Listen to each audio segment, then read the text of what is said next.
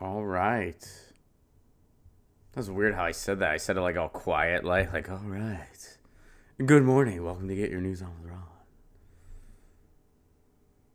Here with the smooth jazz. Just going to get you through that morning commute. On your way to wherever it is you're going. Live the dream. Good morning, Karen. You are first. Good job. Court of Public Opinion, how are you? I'd like to visit that court someday. Brian, how are you? Brian, you're in Indiana, right? I'm going to be in Indianapolis May 1st. I hope you can make it. What's up, Susan? What's up, DLJ? What's up, Frederick?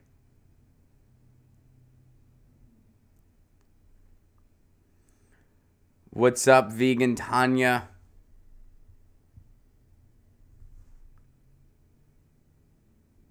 Oh, sorry about that, Brian. I got mixed up. I thought you were in Indiana for some reason. Sorry about that. What's up, Wisconsin? Good to see you, John.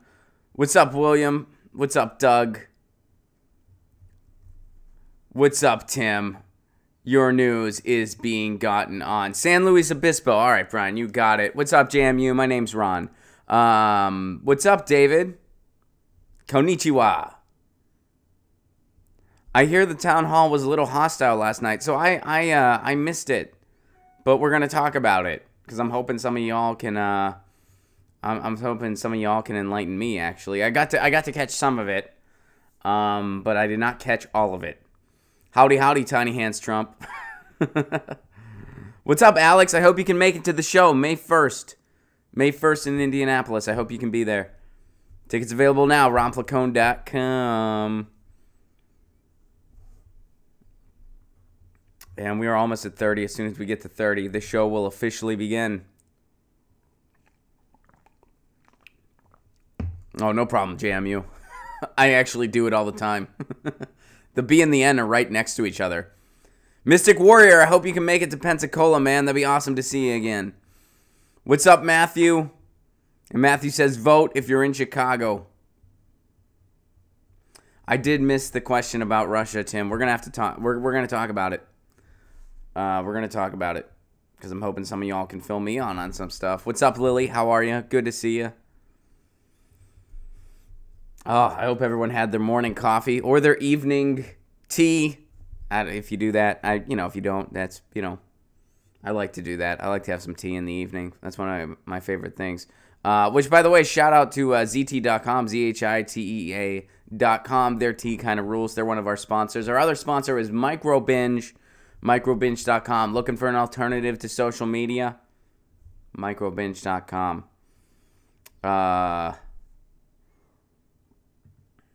Let's see. We are just about at 30. Yes, we are. Guys, we are over 30. Welcome to Get Your Juice On with John, when we try to juice random shit. We just find a random thing and we try to juice it. Today, we're going to be juicing an empty tube of toothpaste. You know how this goes. Sometimes we get high. Sometimes we just have something we can snort.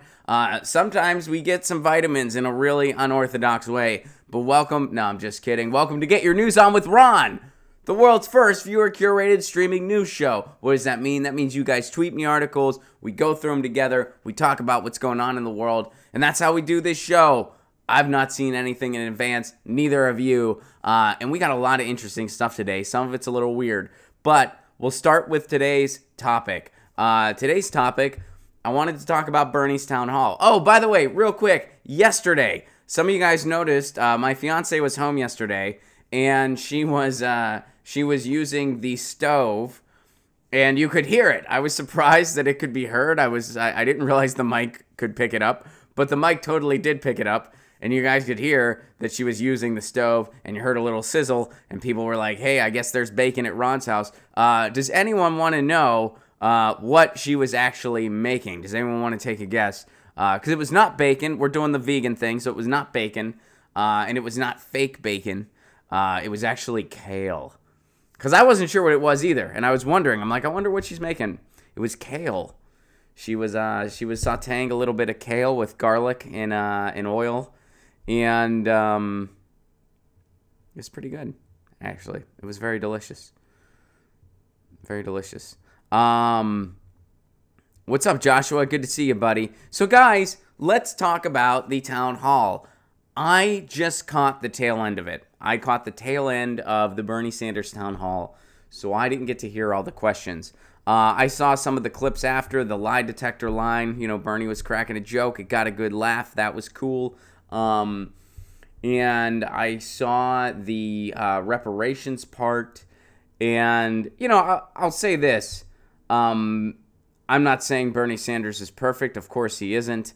And I've certainly, as of recent, I've disagreed with some of the stuff he's put out there.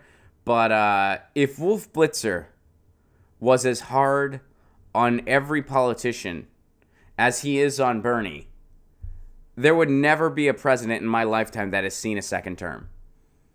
Wolf Blitzer, and of course he wasn't hard on Bernie in a good way. He was hard on Bernie in a watchdog for the establishment way. I mean, he was pushing back in all the wrong ways. He wasn't pushing back in a constructive way. He was pushing back in all the wrong ways.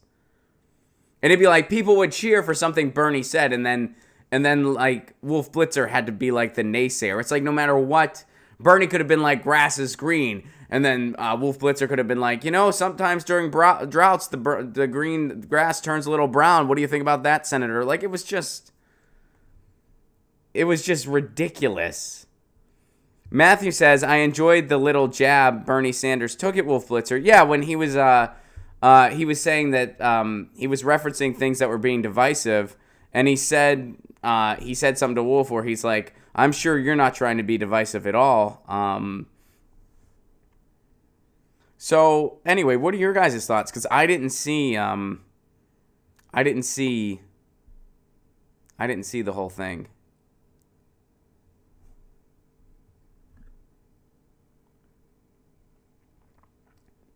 What did Bernie say about reparations? He said that he was interested in learning more because they talked about how Elizabeth Warren and Kamala Harris, I guess, said that they were in favor of it. And he said, okay, yeah, like I'm in favor of the idea. I'm in favor that we need to do something.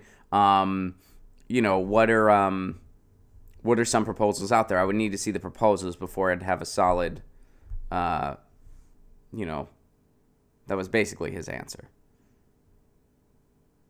And AJC says that reparations in Venezuela were the weakest answers. He fumbled partly the child care question, where he should have mentioned the bill they killed in 2015 to help Clinton.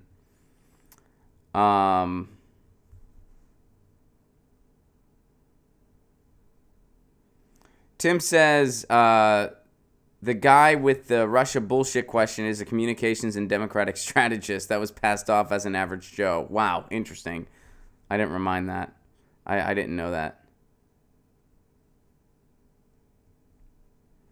Let's see. Is anyone else?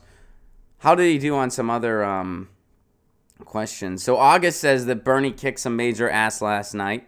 Get into specifics. What were some of your favorite parts? So far, everyone's mentioned the things that they didn't care for. But what were some of the things that people did care for? Because I only saw like 2 questions, so I just kind of gave you guys the summary of everything I saw. That was all I saw. I basically saw one question, and Wolf Blitzer just pushing back in a pretty establishment-friendly nature, which I guess is not surprising. AJC says he did good on healthcare. Good to hear it. Glad to hear it. Frederick is saying there were other lobbyists in the crowd asking questions as well, from what I heard. Ron, do you think Bernie would accept big donors' money at some point? No. No, I don't. He directly said you will not be able to keep private insurance. Good. Chip says Wolf Blitzer has been making an ass of himself for more than 40 years at this point. Amar says it was basically his 2016 stump speech against the 1%.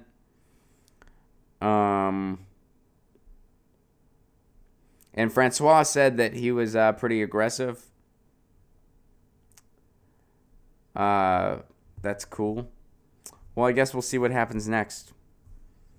I missed most of it. I got to see a little bit of it. I was surprised there wasn't a bigger kind of like a bigger amount of enthusiasm around it, but I guess it's still so early in 2020 that, you know, town halls are only so popular. I would certainly argue that it was definitely the most talked about town hall we've had so far. The other one that has been talked about a fair amount, like people talked about Howard Schultz a lot, but they talked about that in the negative. They talked about like how ridiculous is this fucking guy for Howard Schultz. So I would argue that Bernie's town hall, I mean, you know, not many people were talking about Amy Klobuchar, not many people were talking about, you know. So I would say Bernie's has been the most talked about so far. Would you guys agree with that? Disagree with that? And to regulate this says Bernie needs to challenge Elizabeth Warren's healthcare plan, child care plan. It stops support at 200% of federal poverty level, which is where people still need help. Okay.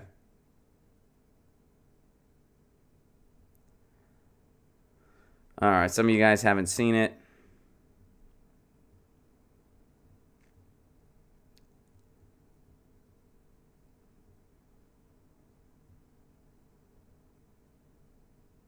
If Bernie wins, he should choose Tulsi as his VP. I agree. Susan, he said he'd bring a lie detector when he debates Trump. Yes, he did. It got a big laugh. But then he followed it up, and the second joke didn't do quite as good.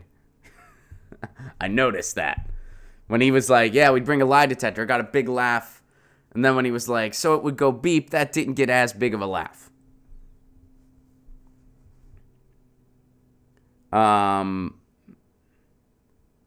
Wolf, what about the jobs of killing people for sport? Blitzer, always classy. Yeah, I heard at one point he also brought up, the impact of jobs if we didn't have private health insurance anymore. Wolf was concerned about those jobs, just like Wolf was concerned about the jobs. If we didn't have as much war, Wolf was concerned about the jobs. So, all right, well, I guess we'll see what happens there. Here is an update on what's going on with Venezuela.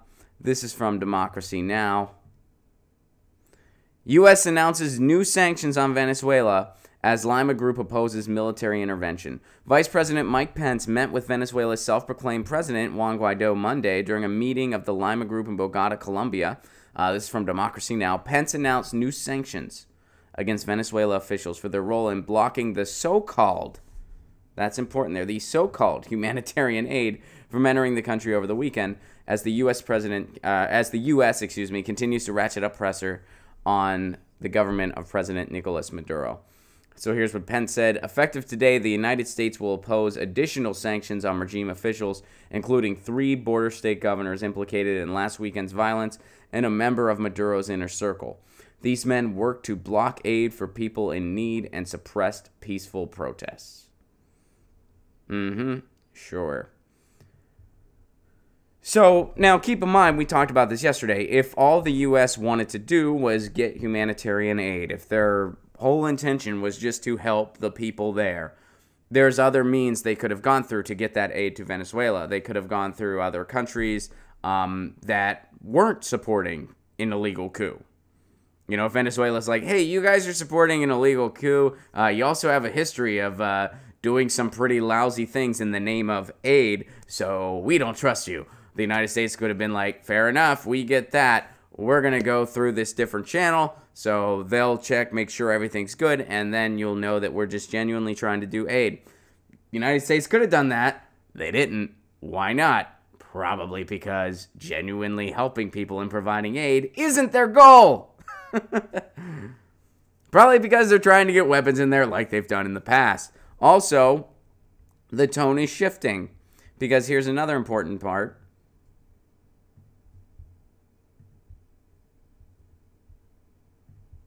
Hold up. EU says military intervention in Venezuela must be avoided.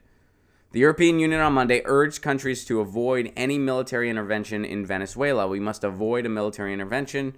What is explicitly quite clear from our point of view is that we need a peaceful, political, and democratic and Venezuelan-owned resolution of this crisis. This obviously excludes the use of force. But what does the United States want to do? Well, they want to get their, quote, aid in there, which probably is weaponry and more tools for complete unrest for the side of Juan Guaido. And what are they doing now? They're imposing even stricter sanctions. They're imposing even stricter sanctions to feed that unrest. Even though the European Union, people are saying no military intervention, the U.S. is doing everything they can to make sure that military intervention happens. And how often does the U.S. thumb their nose at the international community? Every single fucking time. So this could very well become the next Afghanistan. And it's a mess. And somehow people entertain this fantasy that it's going to be different this time. That this time's different. That Iraq, Libya, Afghanistan, Somalia, Syria, Yemen. Somehow this time it's different. It's not going to be a disaster like all those. This time it's going to be different. They just need some democracy. They just happen to have oil. So that's what's going on there. All right. Here's some breaking news. That ain't good breaking news. U.S. Appeals Court clears AT&T's $81 billion merger with Time Warner. Federal Appeals Court has cleared AT&T's takeover of Time Warner, rejecting a challenge from the Trump administration by saying it failed to prove that the $81 billion merger won't harm consumers or competition in the pay TV market. So keep in mind, Trump opposed this merger, which that's actually a good thing. Trump got this one right. Because even a broken clock is right twice a day. But the reason Trump doesn't like it is because of the CEOs. It's a power struggle for him. Like, he butted heads with some people at AT&T, so he's like, well, your merger's a bad idea. It's not because of ethics or because he's opposed to, the corporate takeover of the United States, which we already have. It's because he doesn't want somebody to be more powerful than him. He got it right, but not for the right reasons.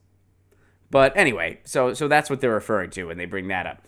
But getting back to the article itself, the ruling by the U.S. Court of Appeals in Washington came Tuesday in the high-stakes competition case, approving one of the biggest media marriages ever. It was already completed last spring, soon after a federal trial judge approved it, as phone and pay TV giant AT&T absorbed Time Warner, the owner of CNN, HBO, the Warner Brothers movie studio, Game of Thrones. I like how they mention HBO, but then they go on to make Game of Thrones its own thing. That's pretty awesome. I mean, I get it, man. People love that freaking show, myself being one of them. And they're just like, that's beyond network at this. Well, it's part of HBO, so we get it. If you say HBO, we get it. Like, no, it's its own fucking thing. It gets its own line. An editor was probably like, you say HBO and Game of Thrones. Is that like we keep them both? All right, fair enough. Winter is coming. Yeah, we get it. This merger. It's going to be a big fucking winner for anyone who gives a shit about digital rights at all. You know why? Because AT&T owns CNN now. AT&T is also an internet service provider. Do you think AT&T isn't going to want to do everything they can? Oh, and we don't have net neutrality, by the way. We don't have net neutrality. So now AT&T, an internet service provider who owns CNN, is going to be free to throttle any content that they want to. They're going to be free to throttle any content that can't pay up. And you think they're not going to want to do that? They own HBO. They own CNN. You don't think they're going to want to stamp out all the competition they have? Like independent media on YouTube? Or independent media elsewhere? Yes, of course they are. Of course they are. And we don't have net neutrality. It's being battled out in the courts right now. But if we lose, and we lose net neutrality,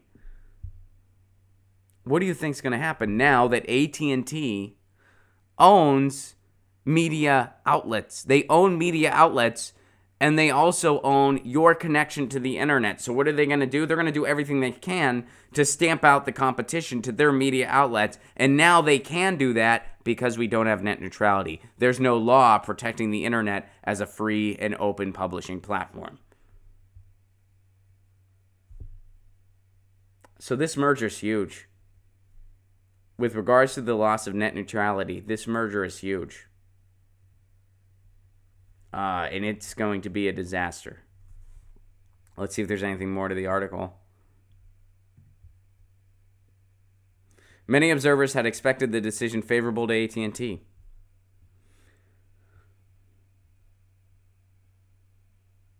So the case, let's see, AT&T has asserted the merger will save it money on content from Turner Broadcasting, enabling it to reduce charges to its DirecTV customers by at least $78 million a year. I'm sure.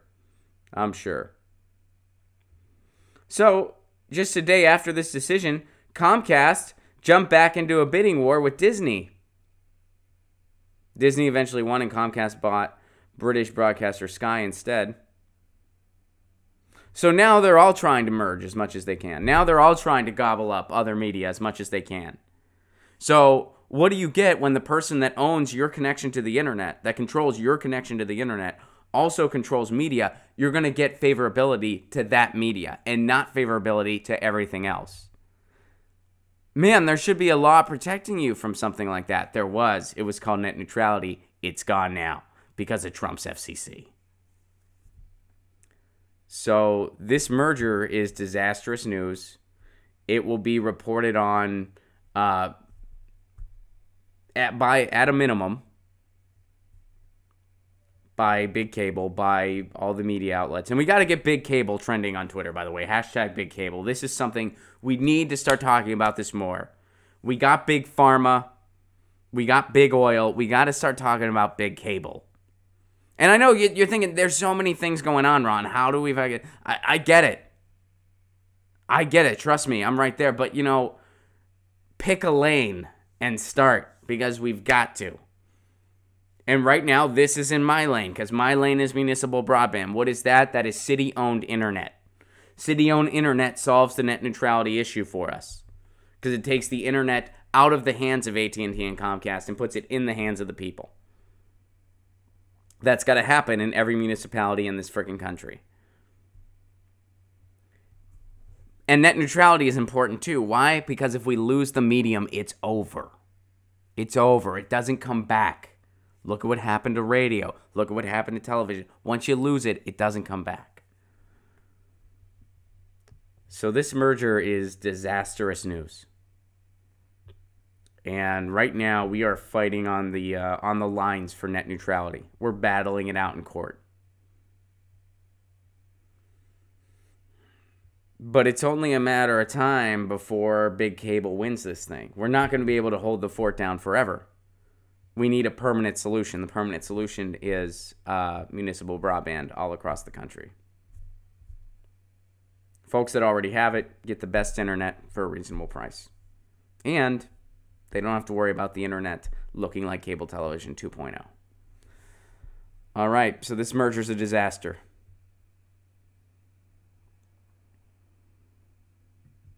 So this is something, I saw the headline. I don't know all the details about this, so let's look into this. Joseph shares this, and this is concerning Jon Stewart. Jon Stewart shames the media for ignoring 9/11 first responders. Okay, so what's going on here? Jon Stewart traveled to Washington, D.C. once again on Monday to lend his powerful voice to the cause of protecting benefits for 9/11 first responders. Alongside his friend John Field, himself a first responder and advocate, Stewart made appearances on Fox News, MSNBC, and CNN. Did he cancel any shows when he was on CNN? That's what I want to know. For those of you not remembering what I'm referring to, in 2004, Jon Stewart appeared on Crossfire and single-handedly got that show canceled, and it was fucking beautiful. It was a fucking beautiful moment. I wrote about it in college. I wrote about that event in college multiple times. Jon Stewart went on Crossfire, and Paul Begala was there with his and Tucker Carlson was there with like, and Jon Stewart just dismantled both of them, told them how their show was just a hack partisan punditry shouting match, and it was useless, and it was hurting News and Information. And then just continued to own them for the entire segment. And then they were like, well, you didn't ask John Kerry tough questions. And he said, the show that follows me is a show about puppets making prank phone calls. What is wrong with you? Why do you get your journalistic cues from Comedy Central? Maybe that's part of the problem. That's what he said. It was beautiful on every level. By the way, he made fun of Tucker Carlson's bow tie. I've not seen Tucker Carlson in a bow tie since. I'm not saying he doesn't wear them anymore, but he used to wear them all the time. You don't see it as often. I don't know if he still wears. I don't care, but I will notice you don't see him in bow ties as often. So anyway, that was a beautiful thing. If you're not familiar with that, I do recommend finding it on the YouTube and watching it. Anyway, moving on with what this is all about. The comedian and former Daily Show host has always remained disciplined when it comes to discussing the now 18-year crusade. That's because he was there when it happened. You know, I mean, that's one of those things. When you talk to people who were in New York City when 9/11 happened, and you hear, you know, just what that was like, everybody talks about how, you know, it was crazy and it was nuts and everyone was just freaked out. And then the one thing that I've been told by people who were there, I was not there. I was not in New York City on 9/11. But one thing I've been told by people who were there was the one kind of uplifting thing of all of it. And of course, you know, it's hard to find the, you know, the silver lining in an event like that. But the one silver lining, you know, as far as New York that day was concerned, was the manner in which people really kind of showed a little bit more love and compassion for each other. You know, the fact that all the subways were free that day and everybody was just kind of looking out for each other a little bit more instead of the whole hustle and bustle of, it's New York, get out of my way, blah, blah, blah. Although I found that, well, there's some truth. I mean, New York City's an incredibly crowded place. It's in a hurry. There's no denying that.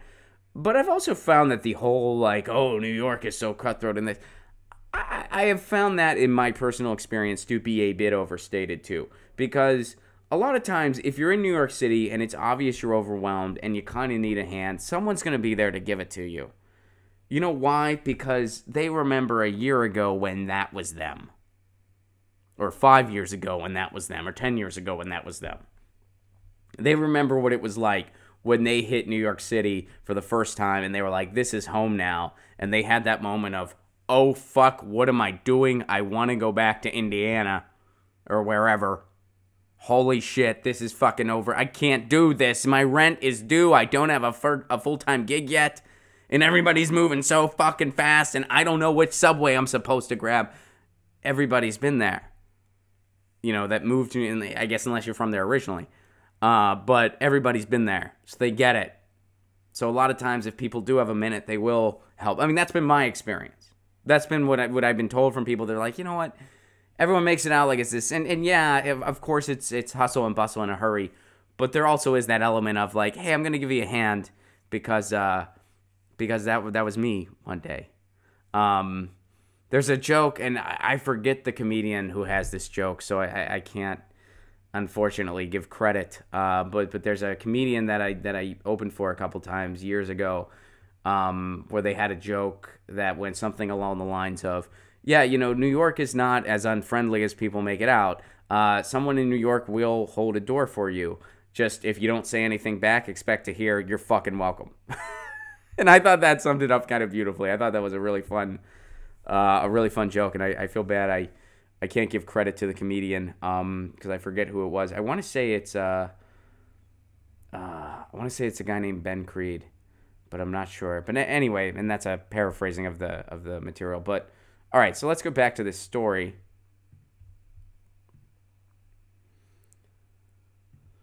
So, by the time he had joined a bipartisan group of senators, this is Jon Stewart, who have co-sponsored the Never Forget the Heroes legislation. Stewart's anger and frustration at Congress's inaction on this no-brainer issue were on full display. Speaking directly to the reporters covering the press event, Stewart predicted that tomorrow the 24-hour cycle will move on and you'll be discussing the body language of Kim Jong-un. With that in mind, he said, I want to beg you when we're done here, anybody who is with a media outlet, anyone here who is a writer or has a platform, don't talk to us, talk to the men and women who are sick and suffering right now. You can amplify their stories. Stewart went on to say that we cut through the nonsense, knowing that the bill's passage will come down to 12 Republicans on the Senate side. That's all this is. You get 12 Republicans on the Senate side and this bill goes through. This is nonsense. You guys know it. I know it. This is theater. We're all down here today. There's no reason to have dragged these people down here. There's no reason to have these conversations. This is bullshit.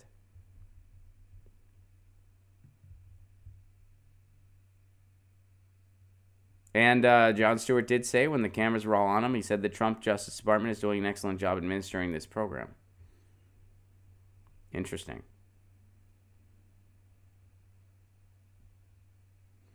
So, and I get where he's coming from. I mean, I get where he's coming from. You know, regardless of how one feels about, you know, like regardless of what's next to one person's name, whether they're Republican, Democrat, whatever, regardless of how people feel about the events that transpired after 9/11, where we entered a war we should not have been in. Well, we started a war that should not have been started, actually. That's the correct way to put that. We started a war that should have never been started. And regardless of how you feel about the event itself, people that suffered through that deserve to be taken care of. You know, I don't see how that's not a no-brainer for everybody across the political aisle. So, and I guess Jon Stewart feels that way, and he's letting his voice be heard about it. So, interesting. All right. So, we're going to move on to another rich person. And this was interesting to me. You know,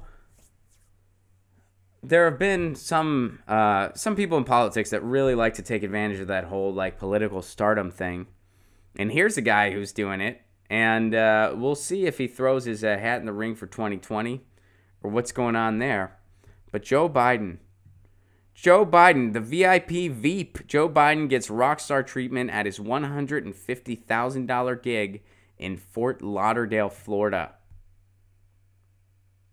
For his appearance at the Broward Center last month, Joe Biden wasn't simply a former vice president and possible 2020 presidential candidate. He was an artist.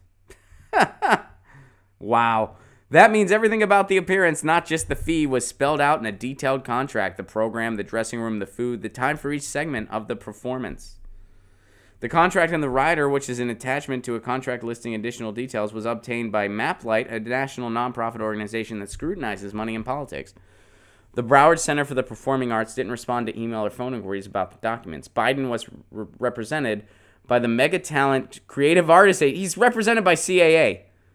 That's a big-time talent agency that does not represent me, but they'll represent Joe Biden. And I'd be willing to bet, you know, I don't want to toot my own horn here, but I bet if we each had 5 minutes of stage time, I would be funnier than Joe Biden. I really, I feel very confident about that. His opening line would be, don't millennials just need to shut the fuck up?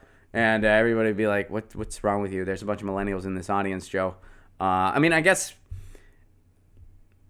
Yeah. Shouldn't millennials just get off my line? Don't they? Look at these kids with their avocado toast. Shouldn't they just shut the fuck up? The economy's fine. And everyone be like, where's the punchline? Sounds like you're just being mean. And he'd be like, I have a bromance bracelet with Barack Obama. And they're like, yeah, we're over that. I bet I'd have a funnier 5 minutes than him. But anyway, let's get back to what he's up to. So he gets a $150,000 fee for the event. This should be illegal, by the way. The fee included his participation in a VIP meet and greet. How boring of a human being do you have to be excited to meet Joe Biden?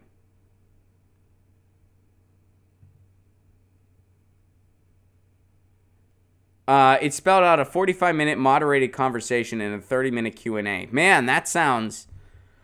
Doesn't that sound like rock star living? Hey, man, you want to come to my gig? It's a 45-minute moderated conversation with a 30-minute Q&A. Oh, I'm sorry. My panties just disappeared. This is so stupid. All right, so an evening with Vice President Joe Biden.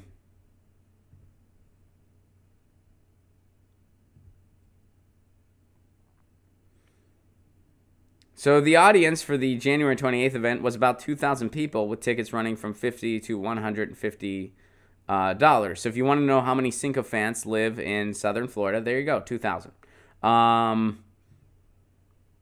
So I said this should be illegal. I'll explain what I mean by that. I think that if you were a public servant in the manner in which Joe Biden was, you become a private citizen after. Yeah, that's true.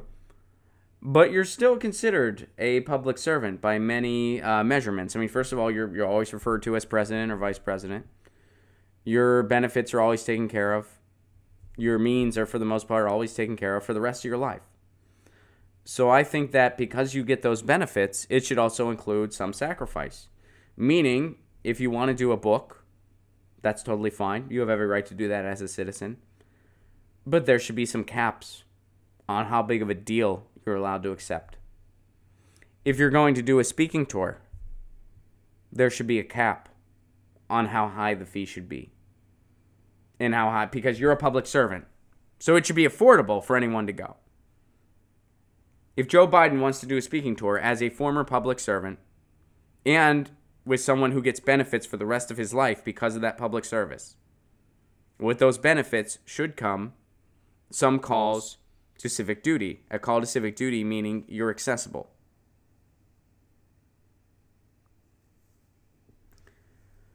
So that means that if he wants to do a speech, it should be, you should be able to get tickets for as low as $5 as far as I'm concerned. It should be affordable for anyone who wants to go. You can do a sliding scale, that's fair. But it should be affordable for anyone who wants to go. Because, and there should be restrictions on how much you can profit. I'm not saying you should not be able to make any money if you give a speech. That's fine, you make a little bit. But it shouldn't be more than... I mean, let's put it this way. It shouldn't be more than any given... I mean, what's a good cap? I'm trying to think. I would say $1,000. You shouldn't be able to make more than $1,000. And any revenue that event brings in should go to the staff and should go to anyone that's helping you. You know, you probably have a booker, you probably have a PR team, you probably have a roadie team. That should all go to them. They should get paid a salary, and then anything past $1,000 goes to them. You shouldn't be able to make more than $1,000. And if you don't like that, don't go do a speaking tour. Simple as that. So that's how I feel about that. This shouldn't be legal.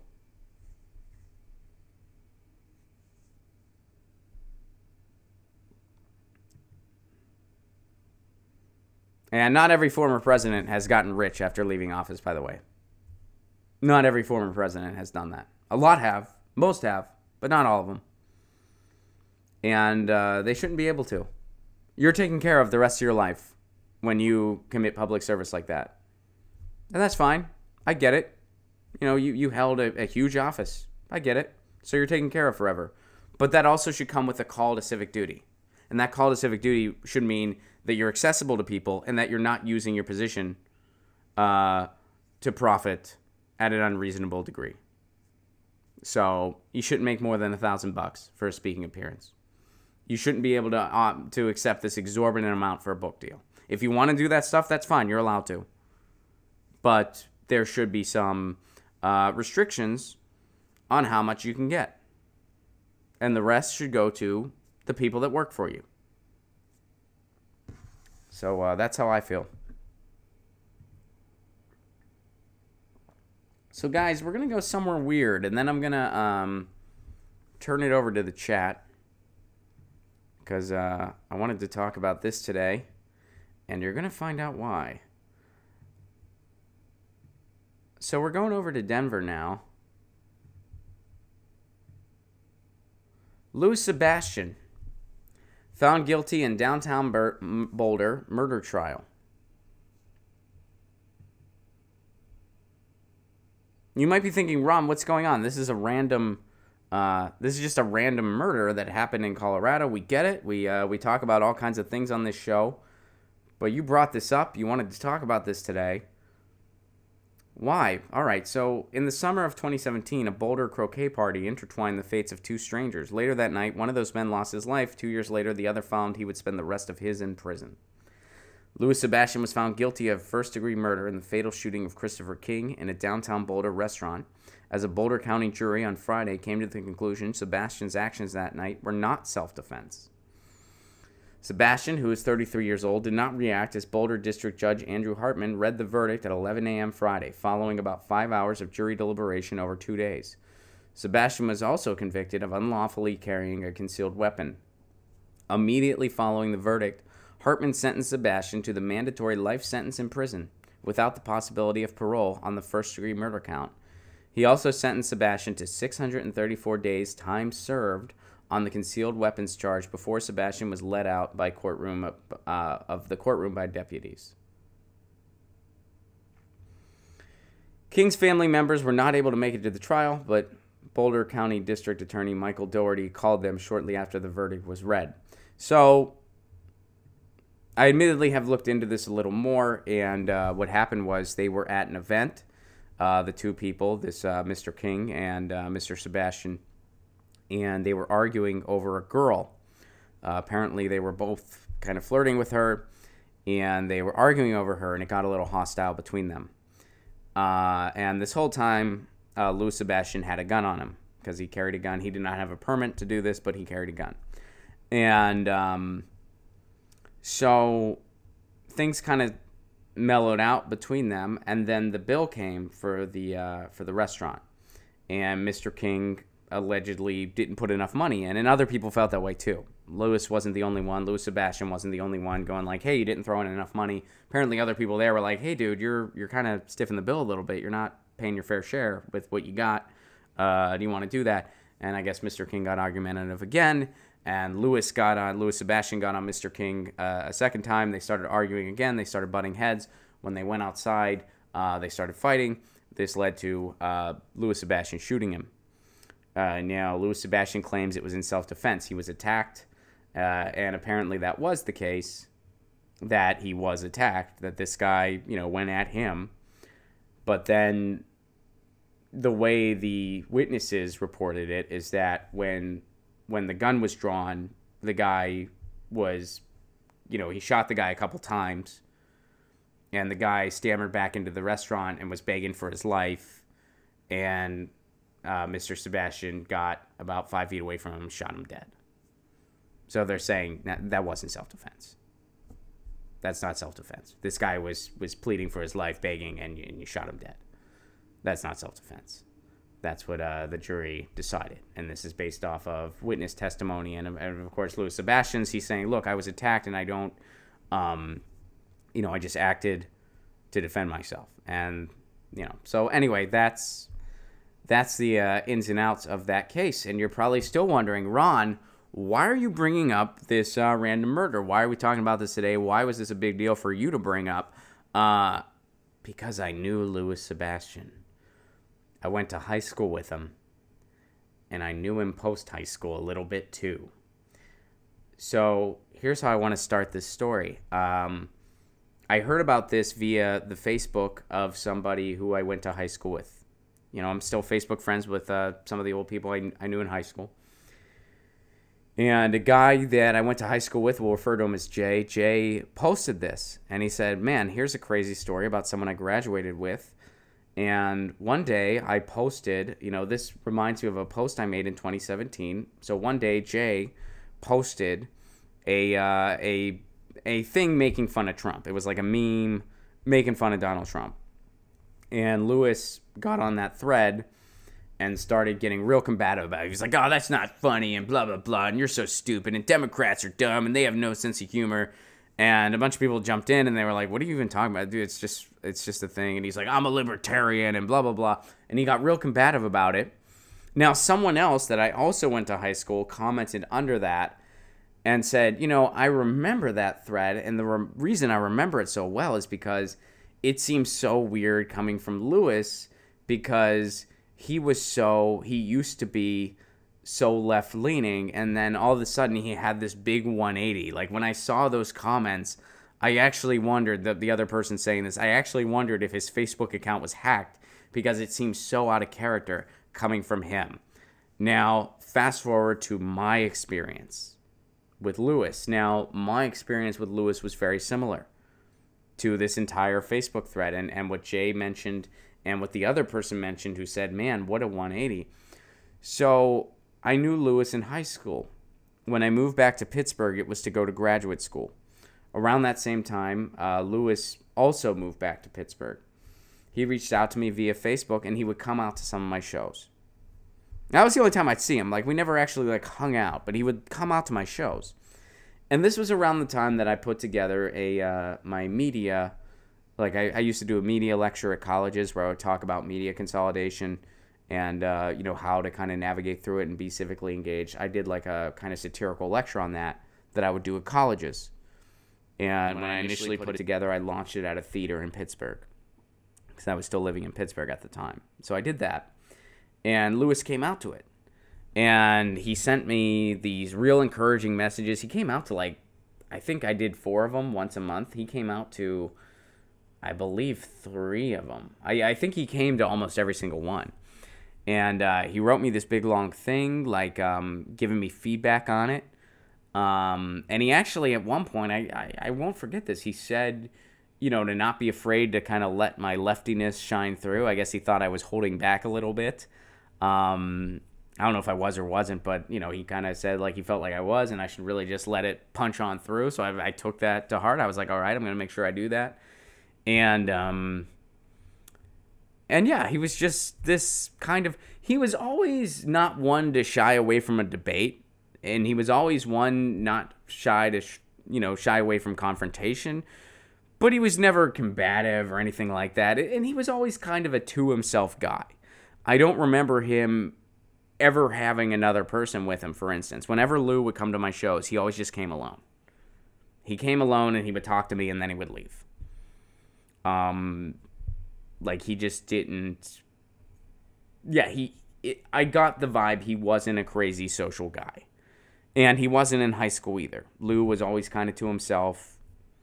I'm not saying this to be disparaging, but I don't remember anybody that was actually friends with Lou. A lot of people knew him. No one had an issue with him. He was a nice guy or whatever in high school. But anyway, so fast forward a little bit. So that was my experience with Lou in person. When I lived in Pittsburgh, which would have been from about 2010 to 2012, Lou would come out to my shows. He was into my media thing. And he seemed to be a left-leaning dude. A couple years later, Lou does some complete political 180. And basically everything I post, Lou, like, kind of starts trolling. And I think I posted something when the Confederate flag came down in Columbia, South Carolina. I was there. I was actually present for it, and I was talking about it. And I think it's a good thing that it came down. I was in favor of it, and I was talking about why. And Lou got super offended by that. Lou disagreed. He said that I was ignorant and this and that. And I responded, and other people responded, and, pretty much nobody was on Lou's side.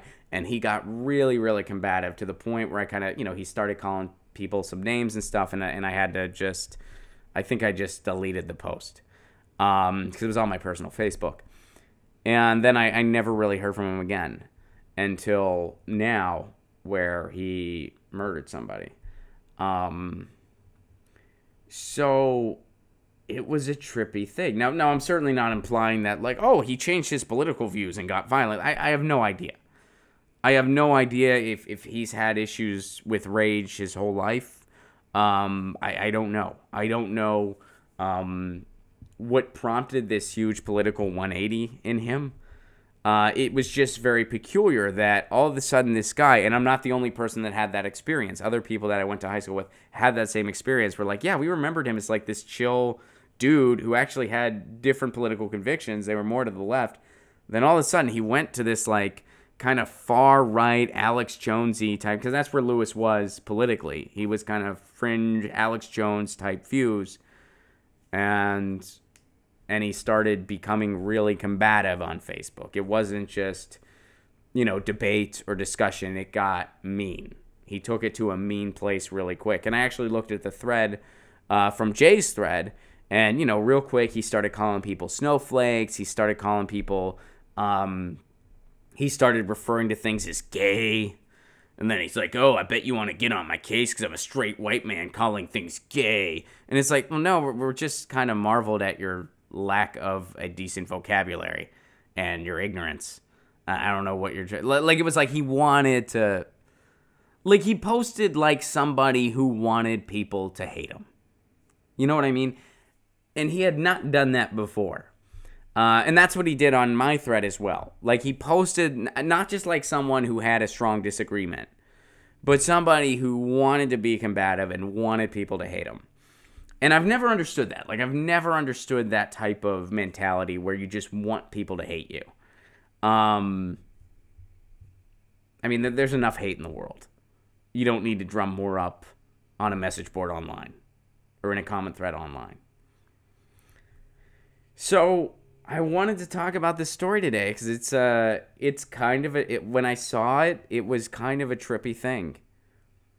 And, you know, this is somebody that I've known for over half my life at this point, and I never knew him well. We were never friends, necessarily. And, you know, I can't help but get in my head a little bit about it because I've never... I mean, first of all, this is the first murderer I know. I don't know any, but I've known... Well, unless you count suicides. You know, I know... Unfortunately, I can say I know a lot of people who have killed themselves. You know, that's... in comedy, that's unfortunately not an uncommon thing. But this is the first person I've ever known that has murdered somebody. So that's just kind of trippy on its own. And then the fact that I've had this weird experience with this person. And then I can't help wonder, I'm like, gee, maybe, you know, maybe in Pittsburgh he kind of wanted to be my friend.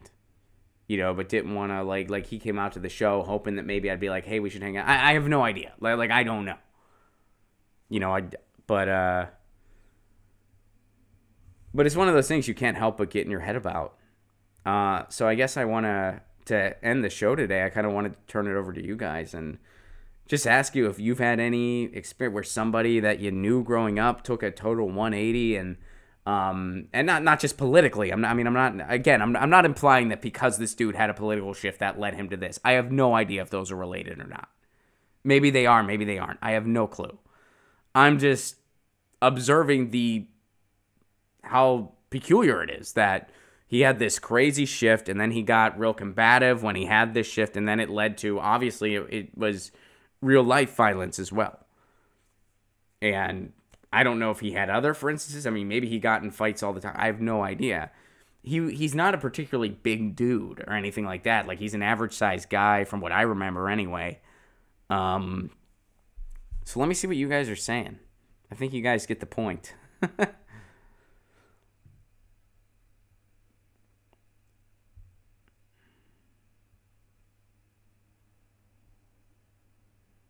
Howdy, howdy. Jay, howdy, howdy. Haley says it sounds like a nervous breakdown.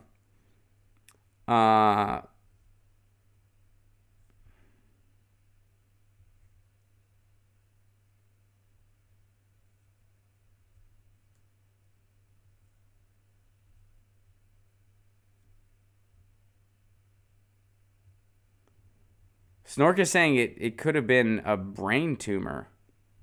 I have no idea. I have no idea.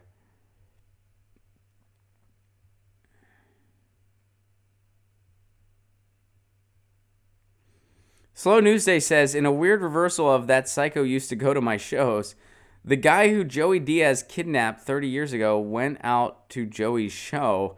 They made up. It was kind of adorable. Interesting. I am not familiar with that story, Slow News Day, but that's very interesting. That's an interesting story. I'd be curious to know more about it. Joey Diaz is a really funny guy. Very, very funny guy. I had to follow him once, and I was so fucking nervous. I think I told that story on the stream before, but one night it was at Flappers Comedy Club.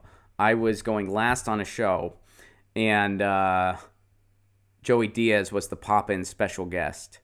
And he was kind of depressed because I think one of his cats had just died. So Joey Diaz was just going around getting on stage as much as he could. And they were like, hey, Joey Diaz is going up right before you. And I was like, fuck! I have to follow him?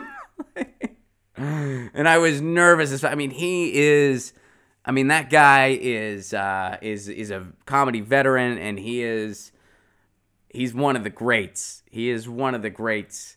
And it was kind of intimidating having to follow somebody that good. And it went okay. I mean, it went good, fortunately. I mean, fortunately, the audience was so stoked because he crushed, and it was just such a high-energy show through and through, and everybody was having so much fun that I was just able to land the plane. I was just able to take that energy, do my jokes, bam, bam, bam, bam, bam, peace. But holy shit, was I scared following, as Chip says, his nickname, Uncle Joey. I was scared following Uncle Joey, man. But fortunately, it was, man. Guy, hey, Ron, love hearing your thoughts. Thank you, Guy. I appreciate that. David, Ron, you're a comic. Any thoughts on the HBO show Crashing? I've not seen it. I'm not familiar with it. My big addiction right now is True Detective. So I watched the most recent season, which I won't give anything away because some of you guys might want to watch it or you're still working on it and you haven't finished it yet. The finale just aired last week. I was a little disappointed with the ending. I'll say that. I thought it was a little anticlimactic. And now I'm watching the first season because I hadn't seen the first season. From what I've been told, the first season's really good. The second season kind of sucks. That's what I was told as far as True Detective goes. As far as Crashing goes, I've not seen it. And my heart is still hurting that Netflix canceled The Punisher. And I think they canceled it because of the deal with Disney. I'm pretty sure Disney wouldn't license the characters. So Netflix had to cancel all of their Marvel shows, which is a bummer. So Lucy 2020 is seeking a cat food sponsor with access to private jet for campaign travel, says Fred. Lucy, if she had to travel, she would want to travel via plane. She does not like the car very much. So, yeah. And thank you guys for the kind Lucy words. Sazam asks, how was Lewis's financial situation? Do you think socialized healthcare might have provided him mental help he wasn't getting? I have no idea. I don't have the answer to that. I think, of course, a universal health system would allow people like him to get mental help if they needed it. Absolutely. And that is one of many, many, many, many reasons why I am for a universal single-payer system. One of many reasons. And what's interesting is in my conversations with him back when he used to come to my shows, Lewis was in favor of that too. And then he took this crazy turn. But as far as his financial situation, I have no idea. I had not been in touch with the guy for years. He was living out in Colorado. He moved out there. I lost touch with him basically after I left Pittsburgh, and then he left Pittsburgh shortly after me, I think. I didn't have any contact with him until he randomly just started trolling everything I posted on Facebook. Not everything, but yeah, the flag thing was his big, like, he was so upset about that, and he started telling me that, and he started saying, like, I'm a big phony, and I'm a show business phony, and this and that, and I don't remember verbatim everything he said, but it was, yeah, it was just kind of like, is this the same guy? You know, like, I was like, is this the same guy? GDN, thank you so much for your super chat contribution. Everything they do is to keep us all from coming together, even their diversity, to point out that we are different, because they never want the 99% against the 1%, because that is how we win, says GDN. Thank you for your super chat contribution. And Krillin says, Johnny Marr in LA, May 21st. I got to see if I can get tickets. Last time I looked for tickets, they weren't open to the public yet. and then they sell out immediately. Johnny Marr sells out in LA so fast. It's freaking ridiculous. It's freaking ridiculous. Guys, we are out of time. Thank you so much for being part of this. This has been Get Your News On with Ron. Tour dates, I got them coming up. First of all, LA. If you're in LA, Politics Night at the Dojo is Wednesday night. Tweet at me if you want to get on the guest list. Tweet at me and we'll talk. I'll get you on the guest list for that show. Or just email me, ronplagone.com. There's a contact section. Email me there. And I will get you on the guest list for Politics Night at the Dojo Wednesday night at the Sycamore Tavern. Free parking.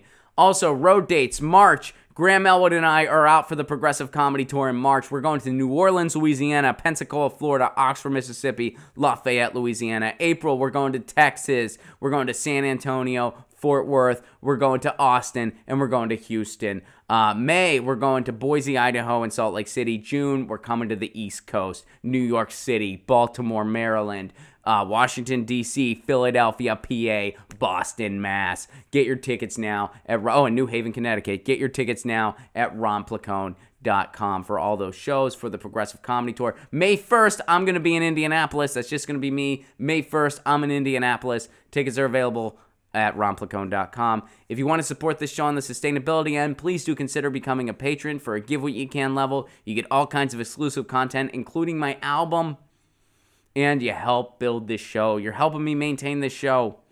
Patreon.com/ronplacone, Give What You Can level. So if you have an extra $1 a month you want to throw my way, freaking awesome.